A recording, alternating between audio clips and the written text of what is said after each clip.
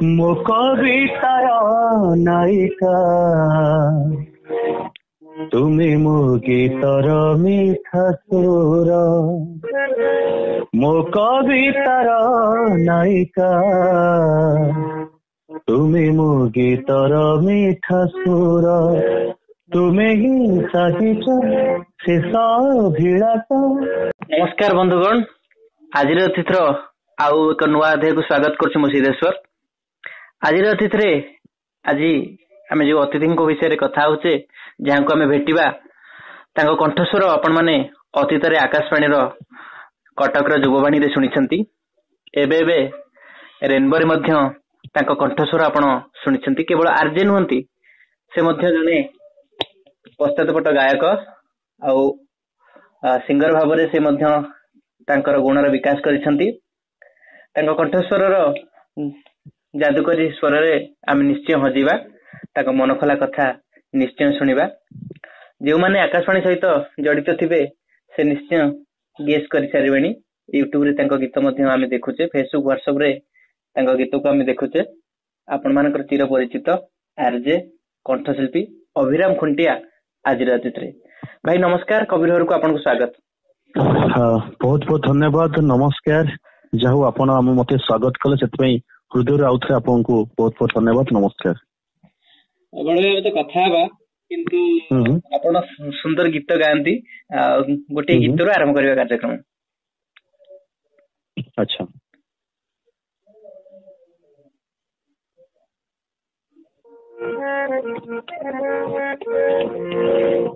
ମୋ କବିତାର ନାୟିକା ତୁମେ ମୋ ଗୀତର ମିଠା ସୁର। ମୋ କବିତାର ନାୟିକା ତୁମେ ମୋ ଗୀତର ମିଠା ସୁର। ତୁମେ ହିଁ ସାଜିଛ ଶେଷ ଅଭିଳାଷ। ସପନ ମୋ ଜୀବନର, ସପନ ମୋ ଜୀବନର। ମୋ କବିତାର ନାୟିକା ତୁମେ ମୋ ଗୀତର ମିଠା ସୁର। ବହୁତ ସୁନ୍ଦର ଭାବରେ ଗୀତଟି ଶୁଣିଛନ୍ତି ଅଭିରାମ ଭାଇ। ଆପଣ ବିଧିବଦ୍ଧ ଭାବରେ ସଙ୍ଗୀତ ଶିକ୍ଷା କୋଉଠି କରିଛନ୍ତି ନା ନାଇଁ ଏମିତି ଗାଆନ୍ତି? ବିଧିବଦ୍ଧ ଭାବରେ ସଙ୍ଗୀତ ଶିକ୍ଷା କରିଛି। ମୁଁ ପ୍ରଥମେ ଯେତେବେଳେ ଗାଁ ସ୍କୁଲରେ ପାଠ ପଢୁଥିଲି, ସେ ସମୟରେ ମୁଁ 2 ବର୍ଷ ଓଡିଶୀ ଶିଖିଛି। ତାପରେ ଯେତେବେଳେ ମୋର କଲେଜ ଜୀବନ ଆରମ୍ଭ ହେଲା, ମୁଁ ଗାଁରୁ କଟକ ଆସିଲି। କଟକରେ ମୁଁ ହିନ୍ଦୁସ୍ତାନୀ ଶାସ୍ତ୍ରୀୟ ସଙ୍ଗୀତ ଶିକ୍ଷା କଲି। ତା ସହିତ ଲାଇଟ୍ ମ୍ୟୁଜିକ ମଧ୍ୟ ମୁଁ କିଛି ଗୁରୁଙ୍କ ପାଖରେ ମୁଁ ଶିକ୍ଷା କରିଛି। ଆଜ୍ଞା, ଏଇ ସଙ୍ଗୀତର ଯାତ୍ରା ଭିତରେ ପୁଣି କେବେ ମନ ହେଲା ନାହିଁ ମୁଁ ରେଡିଓରେ ମଧ୍ୟ କାମ କରିବି, ଜଣେ ଆର୍ଜେ ହିସାବରେ କେମିତି ସୁଯୋଗ ମିଳିଥିଲା? ସେ ରେଡିଓର ଯାତ୍ରା କେମିତି ଥିଲା? ଆକ୍ଚୁଆଲି ସତ କଥା ହେଲା, ରେଡିଓର ଯାତ୍ରା ପିଲାଟି ଦିନରୁ ଯଦିଓ ମୋ ମନର ଭିତରେ ବେଶୀ ନଥିଲା, ମୋର ଜେଜେଙ୍କ ମନରେ ବହୁତ ଥିଲା। ମୋର ମନେ ଅଛି, ମୁଁ ଯେତେବେଳେ ଛୋଟ ଥିଲି, ଜେଜେ ସବୁବେଳେ କୁହନ୍ତି, ଆଉ ତୁ କେତେବେଳେ ଗୀତ ଗାଇବୁ ରେଡିଓରେ, ମୁଁ ତ ଗୀତ ଶୁଣିବି, ଆଉ ତୁ ରେଡିଓରେ ଗା, ତୁ ବଡ ହେଇଯା ରେଡିଓରେ ଗାଇବୁ, ସବୁବେଳେ କୁହନ୍ତି। ଆଉ ମୋର ସେ କଥା ଏବେ ବି ମନେ ଅଛି। ଆଉ ତାପରେ ଗୋଟେ କଥା ମୁଁ ଏଇଠି କହିବି, ଗୋଟେ ଥର ଦଶହରା ବେଳକୁ ମୁଁ କଟକ ଆସିଥାଏ ଦଶହରା ଦେଖିବା ପାଇଁ, ବୁଲିବା ପାଇଁ। ସେଇ ସମୟରେ ମୋର ଜଣେ ବଡ ଭାଇଙ୍କ ସହିତ ମୋର ଭେଟ ହେଇଥିଲା। ସେ ଆମ ଗାଁର। ସେ କଣ କହିଲେ, ତାଙ୍କୁ ମୁଁ ଥରେ କହିଲି, ମୁଁ କହିଲି ଭାଇ ଆଉ ଟିକେ ରେଡିଓ ଷ୍ଟେସନ ଯାଆନ୍ତେ, ରେଡିଓ ଯାଆନ୍ତେ, ମତେ ଦେଖନ୍ତି କେମିତି ସେ ଜାଗା, ମୁଁ ଜାଣିନି। ତାଙ୍କ ସହିତ ମୁଁ ରେଡିଓ ଷ୍ଟେସନ ଗଲି। ଆଉ ଏତେ ବଡ କୋଠା ଦେଖିଲା ପରେ, ଏତେ ବଡ ଜାଗା, ମତେ ବହୁତ ଭଲ ଲାଗିଥିଲା। ମନ ଭିତରେ ଗୋଟେ ଅଲଗା ଭାବନା ଥିଲା। ମୁଁ ଏଇ ଜାଗାକୁ ଆସିଛି, ଯୋଉ ଜାଗା ବିଷୟରେ ମୁଁ ପିଲାଟି ଦିନରୁ ଶୁଣିଛି ଆଉ କେବେ ଦେଖିନଥିଲି। ମନରେ ବହୁତ ବଡ ଉତ୍ସାହ ଥିଲା। ଆଉ ସେ ଜାଗା ଦେଖିଲା ପରେ ସେଇ ଦିନଠୁ ଗୋଟେ ଅଲଗା ଭଲ ପାଇବା ମୋ ଭିତରେ ଆସିଥିଲା। ଆଉ ତାପରେ ଯେତେବେଳେ ମୁଁ ଗ୍ରାଜୁଏସନ କମ୍ପ୍ଲିଟ କଲି, ତର ଯୁବବାଣୀରେ ସୁଯୋଗ ପାଇଲି। କମ୍ପିଅର ହିସାବରେ, ଉପସ୍ଥାପକ ହିସାବରେ ମୁଁ କାମ ପାଇବାର ସୁଯୋଗ ପାଇଲି। ଏଇ କୋଉ ମସିହାର କଥା? ସେତେବେଳେ ଯୁବବାଣୀର ମୁଖ୍ୟ କିଏ ଥିଲେ? ଇଏ ହଉଛି 2006 ମସିହାର କଥା। ସେତେବେଳେ ଆମର ମୁଖ୍ୟ ଥିଲେ, ଥିଲେ ଯୁବବାଣୀ ବୁଝୁଥିଲେ ଅଭୟ ସାର୍, ଅଭୟ କୁମାର ଦାସ, ଅଭୟ ସାର୍ ଆମର ଥିଲେ। ସେଇ ସମୟରେ ତାପରେ ମୁଁ ସେଇ ସମୟରେ ମାନେ ଉପସ୍ଥାପକ ହିସାବରେ କାମ କଲି, ତା ସହିତ ଯୁବବାଣୀର କଣ୍ଠଶିଳ୍ପୀ ଭାବରେ ମଧ୍ୟ ମୁଁ ସୁଯୋଗ ପାଇଲି, ଗୀତ ବି ଗାଇଲି। ଦିଟା ଯାକ ଏକା ସାଙ୍ଗେ ହେଇଥିଲା ମୋର। ନିଶ୍ଚିତ ଭାବରେ ଦୁଇଟି ସୁଯୋଗ ଆକାଶବାଣୀରେ ପାଇଛନ୍ତି। ସେତେବେଳେ ଯୋଉ ଯୁବବାଣୀରେ ଗୀତ ସବୁ ହଉଥିଲା, ଯୁବବାଣୀରେ ଆପଣ ଉପସ୍ଥାପନା ବି କରୁଥିଲେ, ସେଇ ଉପସ୍ଥାପନା ଶୈଳୀର କିଛି ସଂଳାପ ମନେ ଅଛି ସେଇଭଳି, ଯେମିତି ବନ୍ଧୁମାନେ ଜାଣିପାରିବେ ନାଇଁ ଅଭିରାମ ଭାଇ ଆମର କେମିତି ଉପସ୍ଥାପନା କରୁଥିଲେ, ଠିକ ପୁରୁଣା ଦିନକୁ ଟିକେ? ସେତେବେଳେ ଟିକେ ଅଲଗା ଥିଲା କଥା। ଆଜ୍ଞା। ଆଉ ସେତେବେଳେ ତ ନୂଆ ନୂଆ ଥିଲା, ଯେତେବେଳେ ଏତେ ମୋର ମାନେ କଣ କହିବି ଏତେ ନଲେଜ ଭିତରେ ନଥିଲା, ନୂଆ ନୂଆ କରୁଥିଲି। ତାପରେ ଧୀରେ ଧୀରେ ଜିନିଷ ବଦଳିଗଲା। ଆଜ୍ଞା। ସେତେବେଳେ ଏମିତି ଥିଲା, ନମସ୍କାର, ମୁଁ ଅଭି ଆପଣଙ୍କ ପାଖରେ ଆପଣଙ୍କ ଭଲ ପାଇବାରେ ଆପଣ ମାନେ ମତେ ଭଲ ପାଇବା ଦେଇଛନ୍ତି, ଭଲ ପାଇଛନ୍ତି, ସେଥିପାଇଁ ମୁଁ ଆଜି ଆପଣଙ୍କ ସମ୍ମୁଖରେ ଆପଣଙ୍କ ପାଖରେ ଏ ଭଲ ପାଇବା ଏମିତି ରହିଥାଉ ସବୁଦିନ ପାଇଁ। ନମସ୍କାର। ବହୁତ ସୁନ୍ଦର। ଆପଣଙ୍କର ଅଭିରାମ ଖୁଣ୍ଟିଆଙ୍କର ପ୍ରିୟ ଆର୍ଜେ କିଏ, ଓଡିଆରେ କିମ୍ବା ହିନ୍ଦୀରେ? ଆପଣ ତ ନିଶ୍ଚୟ ବହୁତ କାର୍ଯ୍ୟକ୍ରମ ଶୁଣିଥିବେ, ଆପଣଙ୍କ ପ୍ରିୟ ଆର୍ଜେ କିଏ? ସତ କଥା କହିଲେ ମୁଁ ନିଜେ ଭାବେ ଯେ ନିଜକୁ ସବୁବେଳେ ଯେ ମୁଁ କିଛି ଭଲ କରିବି, କିଛି ବେଷ୍ଟ କରିବି, ସବୁବେଳେ ନିଜ ଭିତରେ ନିଜକୁ ହଜଉଥାଏ। ଏମିତି ଅନେକ ଆର୍ଜେଙ୍କୁ ଜାଣିଛି, ଅନେକ ଆର୍ଜେଙ୍କ ପ୍ରୋଗ୍ରାମ ଶୁଣିଛି, ଆଉ କିନ୍ତୁ ସେ ସବୁକୁ ଶୁଣିଲା ପରେ ମୁଁ ନିଜର ଯୋଉ ମୋର ଆଙ୍କରିଂ ପାର୍ଟକୁ ମୁଁ ବଢିବାକୁ ସବୁବେଳେ ଚେଷ୍ଟା କରେ। ଆଉ କେତେବେଳେ ଅଧିକ ବେଟର ହବ, କେତେବେଳେ ଭଲ ହବ, ସବୁବେଳେ ଶିଖେ, ସବୁବେଳେ ଟ୍ରାଏ କରେ, ଆଉ ନିଜ ଭିତରେ ନିଜେ ସବୁବେଳେ ହଜେ। ମୁଁ ସବୁବେଳେ ମୋ ଭଏସ କୁ ଭଲ ପାଏ, ମୋ ଗୀତକୁ ଭଲ ପାଏ। କାହିଁକି ନା ପ୍ରଥମ କଥା ହେଲା ନିଜେ ନିଜକୁ ଭଲ ପାଇବା ଦରକାର। ନିଜେ ହିଁ ନିଜକୁ ଭଲ ପାଇଲେ ତାହେଲେ ଅନ୍ୟମାନେ ସମସ୍ତଙ୍କୁ ଭଲ ପାଇବେ। ଆପଣଙ୍କର ପ୍ରିୟ କଣ୍ଠଶିଳ୍ପୀ କିଏ? ଆମର ପ୍ରିୟ କଣ୍ଠଶିଳ୍ପୀ ହଉଛନ୍ତି, ଯାହାକୁ ମୁଁ ପିଲାଟି ଦିନରୁ ଶୁଣେ, ପିଲାଟି ଦିନରୁ ବହୁତ ଭଲ ପାଏ, ସେ ହଉଛନ୍ତି ସୋନୁ ନିଗମ। ଆଜ୍ଞା। ସେ ତ ବହୁତ ଓଡିଆ ଗୀତ ଗାଇଛନ୍ତି, ଭଜନ ବି ଗାଇଛନ୍ତି, ଆଲବମ ଗାଇଛନ୍ତି, ଆପଣଙ୍କର ସିନେମାରେ ବି ଗାଇଛନ୍ତି। ଆପଣଙ୍କ ପ୍ରିୟ କଣ୍ଠଶିଳ୍ପୀ ସୋନୁ ନିଗମଙ୍କର ଗୋଟେ ଗୀତ ଆମ ବନ୍ଧୁ ମାନଙ୍କ ପାଇଁ ଶୁଣାଇ ପାରିବେ? ନିହାତି। ମୁଁ ଏଇ ଗୀତରେ ଶୁଣିବି, ତାଙ୍କର ତ ବହୁତ ଗୀତ ଅଛି। ମୁଁ ଯୋଉ ଗୀତକୁ ମୋ ପିଲାଟି ଦିନ ଶୁଣୁଥିଲି, ବେଶୀ ଗାଉଥିଲି, ଯୋଉ ଭଜନଟି, ନିହାତି ସେଇ ଗୀତରେ ଶୁଣିବି। ଆଜ୍ଞା।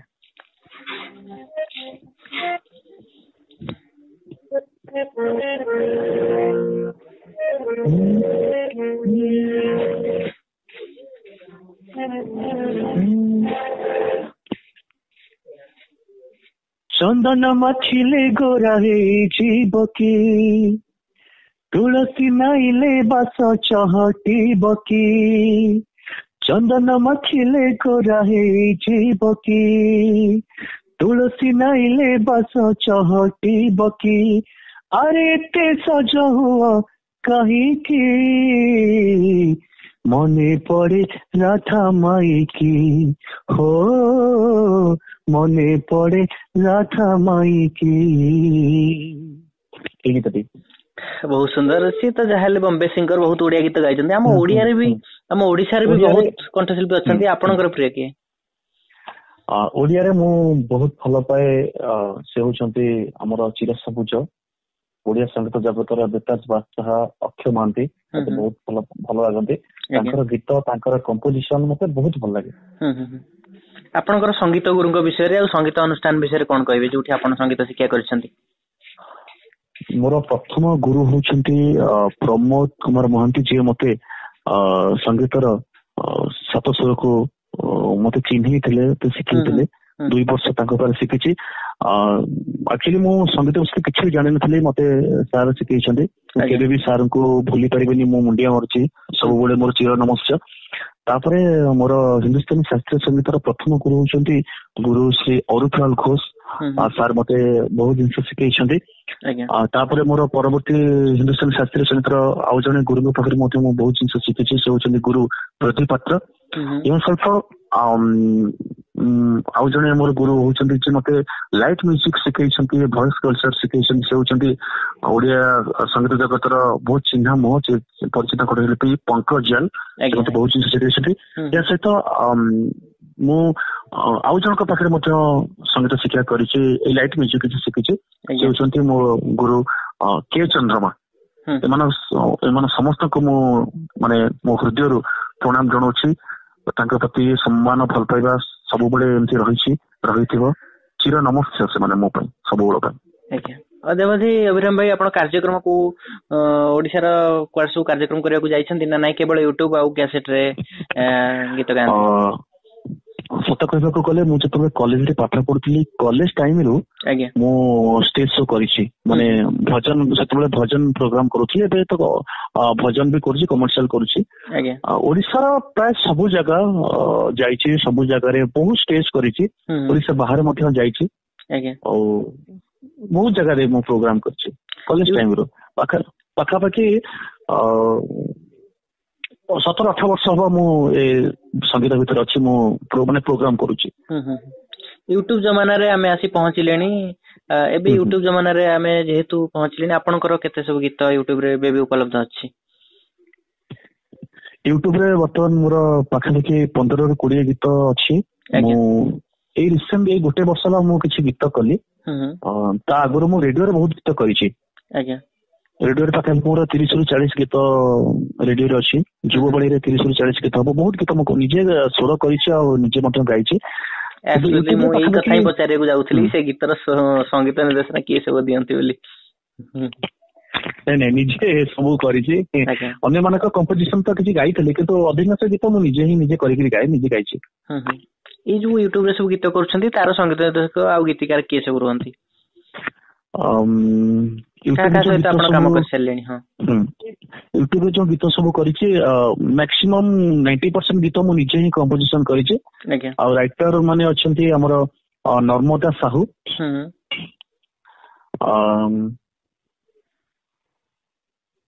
ଆଉ ତାପରେ ଦିଲ୍ଲୀପ ଜେନା, ଆମ ବହୁତ ଜଣ ପପୁଲାର ଲିରିକ୍ସିଷ୍ଟ ଆମର ଓଡିଆ ଇଣ୍ଡଷ୍ଟ୍ରିର ଦିଲ୍ଲୀପ ଜେନା। ତାପରେ ଆଉ ଜଣେ ହଉଛନ୍ତି ବାବାଜୀ ଚରଣ ଜେନା। ଏମିତି ଅନେକଙ୍କ ସହିତ ମୁଁ କାମ କରିଛି। ଯୋଉ ଯୁବପିଢି ମାନେ ଆଉ ରିସେଣ୍ଟ ଗୋଟେ ଗୀତ କରୋନା ପାଇଁ ମୁଁ କରିଥିଲି, ମୋର ଫେସବୁକ ରେ ମୁଁ ଛାଡିଥିଲି। ଆମର ଓଡିଆ ଜଗତର ଜଣେ ବିଶିଷ୍ଟ ବ୍ୟଙ୍ଗ କବି ଜ୍ଞାନ ହୋତା ସାରଙ୍କର ଗୋଟେ ବହୁତ ବଢିଆ ଗୀତ, ଚର୍ଚ୍ଚିତ ଗୀତ, ଆମେ ଫେସବୁକ ରେ ଏବେ ଦେଖିଛୁ ନିଶ୍ଚୟ।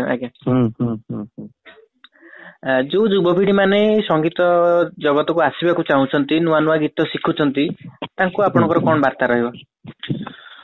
ଗୋଟେ କଥା କହିବି ଯେ ପ୍ରକୃତ କଥା, ଯୋଉମାନେ ଆକ୍ଚୁଆଲି ଚାହୁଁଛନ୍ତି ସଙ୍ଗୀତରେ କିଛି କରିବା ପାଇଁ, ଆଗକୁ ଯିବା ପାଇଁ, ସେମାନେ ଆକ୍ଚୁଆଲି ସାଧନା କରିବା କଥା, ପ୍ରଚଣ୍ଡ ସାଧନା ଦରକାର। ଆଜିକାଲି ପିଲାମାନେ ଭାବୁଛନ୍ତି ଗୋଟେ ଗୀତ କୋଉଠି ଗାଇଦେଲେ, ଷ୍ଟେଜ ପରଫର୍ମ କଲେ ହୁଅନ୍ତୁ, କୋଉ ସେଟ୍ ରୁ ଗାଇଦେଲା ପରେ କି ୟୁଟ୍ୟୁବ ରେ ଗାଇଲା ପରେ ସେମାନେ ଭାବୁଛନ୍ତି ବୋଧେ ମୋର ଗୀତ ହେଇଗଲା, ମୁଁ ଗାଇଦେଲି ମାନେ ମୁଁ ଜଣେ ଭଲ ସିଙ୍ଗର ହେଇଗଲି। ସମ୍ପୂର୍ଣ୍ଣ ଭୁଲ। ସାରା ଜୀବନ ଆମକୁ ସଙ୍ଗୀତ ସାଧନା କଲେ, କେତେ ଜନ୍ମ ମଧ୍ୟ ସାଧନା କଲେ ଆମକୁ କମ ପଡିଯିବ। ତେଣୁକରି ଆମେ ସଙ୍ଗୀତ ଭିତରେ ବୁଡିକି ରହିବା କଥା, ବହୁତ ଜିନିଷ କଲଚର କରିବା କଥା, ବହୁତ ଜିନିଷ ଶିଖିବା କଥା। ଆଉ ପ୍ରାକ୍ଟିସ ଟା ନିହାତି ଦରକାର। ଯେତେ ନୂଆ ନୂଆ ଜିନିଷ ଶିଖିବ, ସେତେ ଭଏସ ଡେଭଲପ ହବ, ସେତେ ଜିନିଷ ତମେ ଜାଣିବ। ତେଣୁକରି ବହୁତ ସାଧନା ଦରକାର। କେବେ ଭାବିବନି, ଏଇ ଗୋଟେ କଥା କେବେ ଭାବିବା କଥା ନା ଯେ ମୋର ହେଇଗଲା, ମୁଁ ହେଇଗଲି, ମୁଁ କଣ୍ଠଶିଳ୍ପୀ ହେଇଗଲି, କେବେ ଭାବିବା କଥା। ସବୁବେଳେ ଭାବିବ ମୁଁ 0ରେ ଅଛି, ମତେ +1 ହବା ପାଇଁ ପଡିବ, 1 ହବା ପାଇଁ ପଡିବ। ସବୁବେଳେ 0 ଭାବିବ, ତାହେଲେ କିଛି କରିହବ। ଅଭିରାମ ଭାଇ, ଅଭିଯୋଗ ଆସେ ସିନେମାର କାହାଣୀ ଚୋରି ହେଲା ପରି ସଙ୍ଗୀତ ମଧ୍ୟ ଅନ୍ୟ ଭାଷାରୁ ଚୋରି ହଉଛି। ବହୁ ଲବ୍ଧ ପ୍ରତିଷ୍ଠିତ ଆଗ ଧାଡିରେ ସଙ୍ଗୀତ ନିର୍ଦ୍ଦେଶକ ମଧ୍ୟ ସଙ୍ଗୀତ ଚୋରି କରୁଛନ୍ତି ବୋଲି ଫେସବୁକ୍ ହ୍ୱାଟ୍ସଆପରେ ବୁଲୁଛି। ଏ ଅଭିଯୋଗ କେତେ ଦୂର ସତ? ଅଭିଯୋଗ ତ ନିଶ୍ଚିତ ହେଇଛି, ହୁଏତ କିଛି ସତ ଥାଇପାରେ, କିନ୍ତୁ ମୁଁ ଏଇଠି ଗୋଟେ କଥା କହିବି, ଯେହେତୁ 7 ସ୍ୱର ତେଣୁକରି ସ୍ୱର ମିଶିବ, ସେଇଟା ବଡ କଥା ନୁହେଁ।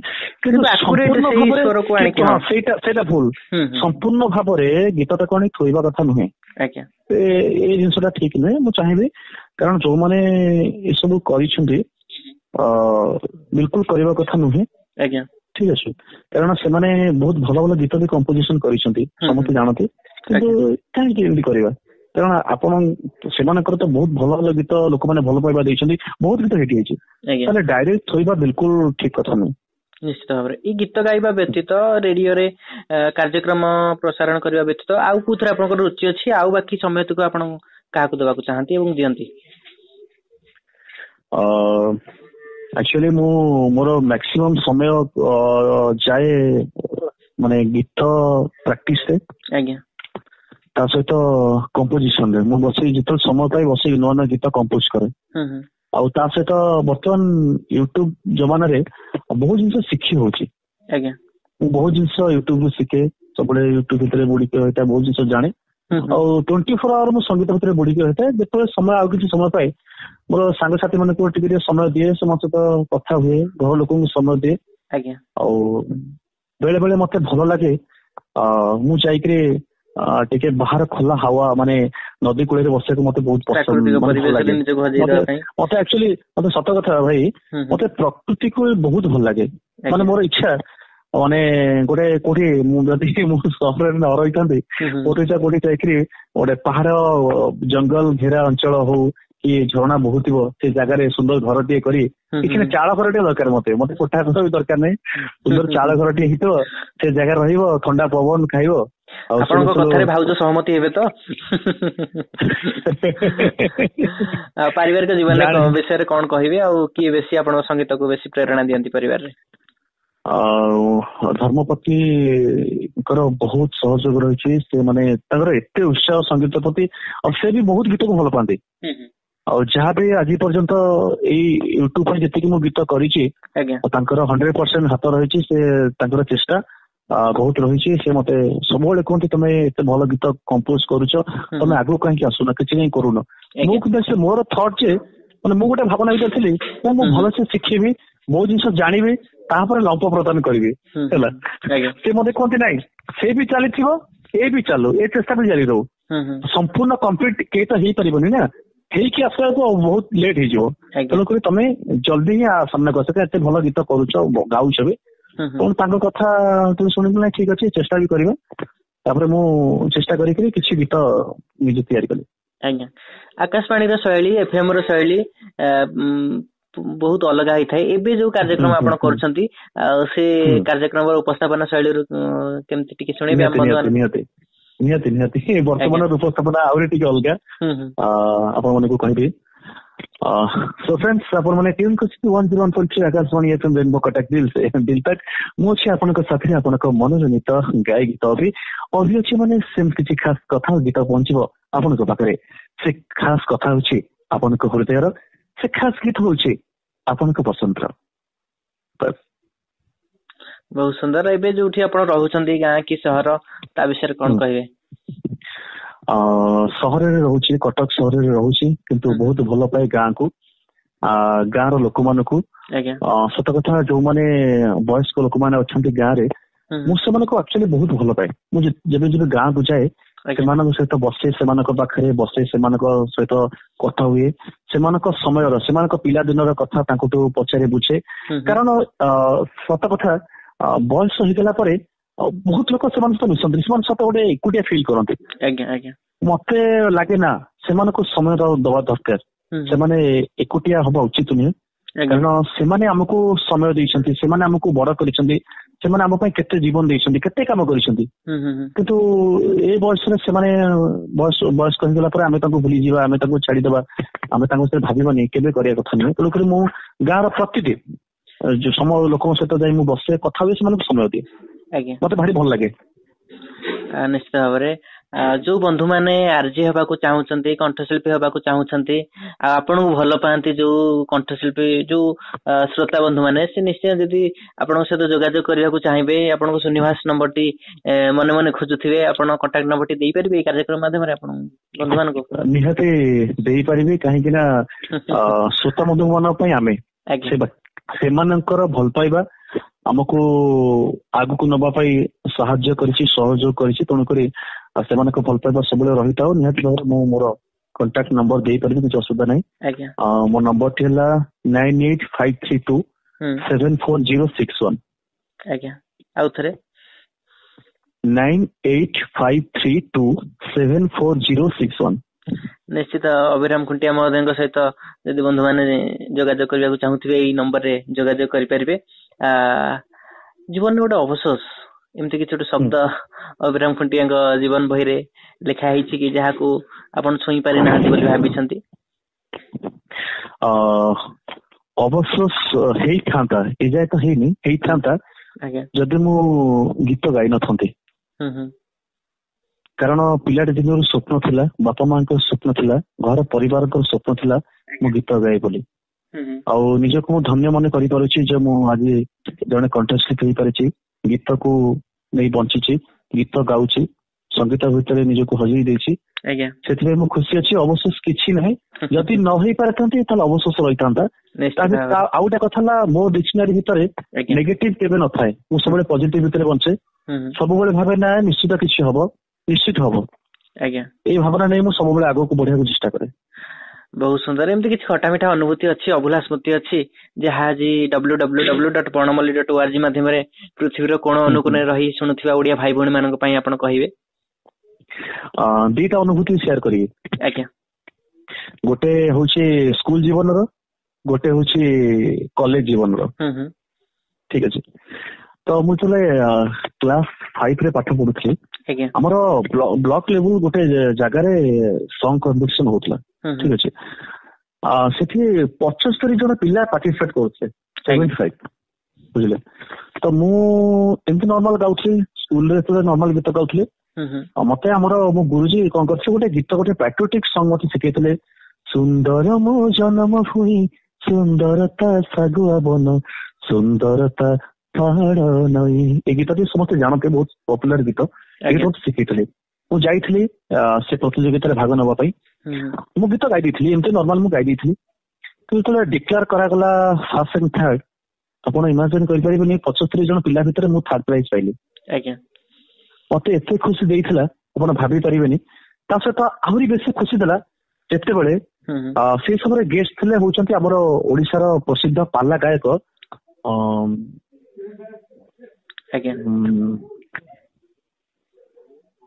ନାଁଟା ମୁଁ ଭୁଲି ଯାଉଛି। ସେ ଥିଲେ ସେଇ ସମୟରେ, ମାନେ ଗେଷ୍ଟ ଥିଲେ। ଆଉ ସୌଭାଗ୍ୟର କଥା, ସିଏ ହଉଛନ୍ତି ମୋର 21କୁ ପାଲା ଗାଇବା ପାଇଁ ଆମ ଘରକୁ ଆସିଥିଲା, ଆମ ଗାଁକୁ। ବୁଝୁଛନ୍ତି। ଆଉ ସେଇ ସମୟରେ ମୋ ସହିତ ମୋ ବାପା ଯାଇଥିଲେ। ବାପା ଯେତେବେଳେ ତାଙ୍କ ସହିତ କଥା ହେଲେ, ଯେ ସେ ବାପା ମୁଁ ଜାଣିଥିଲେ, ଜାଣନ୍ତି, ଯେତେବେଳେ କଥା ହେଲେ ସେ ବହୁତ ଖୁସି ହେଲେ। କହିଲେ ଆଚ୍ଛା ଆପଣଙ୍କ ପିଲା, ମୁଁ ଯାଇଥିଲି ପାଲା ଗାଇବା ପାଇଁ, ସେ ଜାଣିଲେ, ବହୁତ ଖୁସି ହେଲେ। ତାପରେ ସେ ସମସ୍ତେ ମତେ ତାଙ୍କ ପକେଟରୁ 50 ଟଙ୍କା କାଢି ଦେଇଥିଲେ ଖର୍ଚ୍ଚ କରିବା ପାଇଁ, ଖୁସିରେ। ଆଉ ଏଇ ଘଟଣାକୁ ମୁଁ କେବେ ବି ଭୁଲି ପାରିବିନି। ବହୁତ ବଢିଆ ସୁନ୍ଦର ସ୍ମୃତି। ଆଉ ଗୋଟେ କଲେଜ ଜୀବନରେ ଗୋଟେ ବଢିଆ କଥା ମୁଁ ସେୟାର କରିବି। ରେଭେନ୍ସା କଲେଜରେ ଗୋଟେ ଡ୍ରାମା ହଉଥିଲା, ବୁଝିଲେ। ମୁଁ ଯାଇଥିଲି, ସେମାନେ ମତେ ଡାକିଥିଲେ, ଜଣେ ବନ୍ଧୁଙ୍କ ମାଧ୍ୟମରେ ଯାଇଥିଲି। ସେ ତାଙ୍କ ଡ୍ରାମାରେ ଗୋଟେ ଟାଇଟଲ ସଙ୍ଗ ନିଜେ କମ୍ପୋଜ କରିଥିଲେ, ନିଜେ ମଧ୍ୟ ଗାଇଥିଲେ। ହେଲା କି ଡ୍ରାମା ସେମାନେ ପ୍ଲେ କରୁଥାନ୍ତି, ମୁଁ ସେଇ ସମୟରେ ଥାଏ, ମୁଁ ଗୀତ ଗାଉଥାଏ, ଟାଇଟଲ ସଙ୍ଗ ମୁଁ ଗାଉଥାଏ। ସେ ଗୀତଟି ଏତେ ସୁନ୍ଦର ହେଇଥିଲା, ମାନେ ଆପଣ ଇମାଜିନ କରିପାରିବେନି। ପାଖାପାଖି 20-25 ଜଣ ଝିଅ ମତେ ଦେଖିବାକୁ ଆସିଥିଲେ, ପଳେଇ ଆସିଥିଲେ। ହେଲା, ଆସିଲା ପରେ କହିଲେ, ଆରେ ସେତେବେଳେ ମୁଁ ବହୁତ ପତଳା ଥିଲି, ଛୋଟ ଥିଲି, ଆରେ ଏତେ କୁନି ପିଲାଟା ଏତେ ବଢିଆ ଗୀତ ଗାଉଛି। ସେମାନେ ମତେ ଦେଖିକିରି ବହୁତ ଖୁସି ହେଇଥିଲେ। ତାପରେ ମୁଁ ଦେଖି ଆଶ୍ଚର୍ଯ୍ୟ, ଏତେ ଝିଅ ଆସିଛନ୍ତି ମାନେ ମୋ ସହିତ ମିଶିବା ପାଇଁ, କଥା ମତେ ବହୁତ ଖୁସି ଲାଗିଥିଲା। ବହୁତ ସିନିୟର ବଡ ବଡ ପିଲାମାନେ, ବଡ ବଡ ଝିଅ ମାନେ ସବୁ ଆସିଥିଲେ। ଆଉ ବହୁତ ଭଲ ଲାଗିଥିଲା ଏ ସ୍ମୃତି, ମୁଁ କେବେ ବି ଭୁଲି ପାରିବିନି। ବହୁତ ସୁନ୍ଦର କଥା, ଗୋଟେ ସ୍ମୃତି ଅନୁଭୂତି ଆମ ସହିତ ବାଣ୍ଟିଲେ। ଆଉ ସଙ୍ଗୀତକୁ ଆପଣ ବହୁତ ଭଲ ପାଆନ୍ତି। କାର୍ଯ୍ୟକ୍ରମ ସାରିବା, ଆଉ ଗୋଟେ ସୁମଧୁର ଗୀତ ଶେଷରେ ଆପଣଙ୍କ ଠିକ ଅଛି। ନିହାତି ନିହାତି। ହାୟ ତ ପ୍ରେମ, ହାୟ ତ ପ୍ରେମ, ହାୟ ତ ପ୍ରେମ, ସୁନେଲି ସୁନେଲି, ହାୟ ତ ପ୍ରେମ, ରୂପେଲି ରୂପେଲି, ହାୟ ତ ପ୍ରେମ ପାଗଳ କଲାରେ। ମନ କହେ କିଛି କିଛି, ওঠ কয় কিছু কিছু, মন কয় কিছু কিছু, ওঠ কয় কিছু কিছু, সতরে অছুরে ମୋ ସାଥିରେ ପିଆରେ। ବହୁତ ସୁନ୍ଦର। ଯାହା ହଉ ଆପଣ ହାରମୋନିୟମ ବଜେଇ ଆମ ବନ୍ଧୁ ମାନଙ୍କୁ ଗୀତ ଶୁଣେଇଲେ। ଆପଣଙ୍କ ସଙ୍ଗୀତ ଜୀବନ ଏମିତି ଆଗକୁ ଆଗକୁ ଯାଉଥାଉ। ଆଉ ଆପଣଙ୍କ ସୁମଧୁର କଣ୍ଠରେ ଆପଣ ଓଡିଶାବାସୀ ମାନଙ୍କୁ ବହୁତ ସୁନ୍ଦର ଓଡିଆ ଗୀତ ଶୁଣୁଥାନ୍ତୁ ଏଇ ବିଶ୍ୱାସର ସହିତ। ବଡ ଭାଇ ଆପଣ ଆସିଲେ ଆମ ଆଜିର କାର୍ଯ୍ୟକ୍ରମ ଯୋଗ ଦେଲେ, ତେଣୁ ଉଭୟ ବଣମଲ୍ଲିର ମହକ ଆଉ କବିରହର ପରିବାର ତରଫରୁ ଆପଣଙ୍କୁ ବହୁତ ବହୁତ ଧନ୍ୟବାଦ। ନମସ୍କାର। ନମସ୍କାର ନମସ୍କାର ଆପଣଙ୍କୁ ଆଉ ଥରେ ନମସ୍କାର। ଯାହା ହଉ ଆପଣ ସବୁ ପ୍ରତିଭା ମାନଙ୍କୁ ଚିହ୍ନି ଲୋକମାନଙ୍କ ପାଖରେ ପହଞ୍ଚୁଛନ୍ତି ଏତେ ସୁନ୍ଦର ପରିକଳ୍ପନା ପାଇଁ ଆପଣଙ୍କୁ ଆଉ ଥରେ ହୃଦୟରୁ ଧନ୍ୟବାଦ। ନମସ୍କାର। ଧନ୍ୟବାଦ। ବନ୍ଧୁଗଣ, ଇଏ ଥିଲେ ଆପଣ ମାନଙ୍କର ଚିର ପରିଚିତ କଣ୍ଠଶିଳ୍ପୀ ଆର୍ଜେ ଅଭିରାମ ଖୁଣ୍ଟିଆ। ତାଙ୍କ ମନଖୋଲା କଥା କେମିତି ଲାଗିଲା ନିଶ୍ଚୟ ମତାମତ ଜଣେଇବେ ଫେସବୁକ୍, ହ୍ୱାଟ୍ସଆପ୍, ୟୁଟ୍ୟୁବ ଆଉ ଆମ ୱେବସାଇଟ ଚ୍ୟାନେଲ ମାଧ୍ୟମରେ। ଆଗାମୀ ଅଧ୍ୟାୟରେ ଆମେ ଭେଟିବା ଆଉ ଜଣେ ନିଆରା ବ୍ୟକ୍ତିତ୍ୱଙ୍କ ସହିତ। ସେତେ ପର୍ଯ୍ୟନ୍ତ ମୁଁ ଥିଲି ସିଦ୍ଧେଶ୍ୱର। ବିଦାୟ ଦିଅନ୍ତୁ। ନମସ୍କାର। ମୋ କବିତାର ନାୟିକା ତୁମେ ମୋ ଗୀତର ମିଠା ସୁର, ମୋ କବିତାର ନାୟିକା ତୁମେ ମୋ ଗୀତର ମିଠା ସୁର, ତୁମେ ହିଁ ସାଜିଛ ଶେଷ ଅଭିଳାଷ ସପନ ମୋ ଜୀବନର, ସପନ ମୋ ଜୀବନର, ମୋ କବିତାର ନାୟିକା ତୁମେ ମୋ ଗୀତର ମିଠା ସୁର।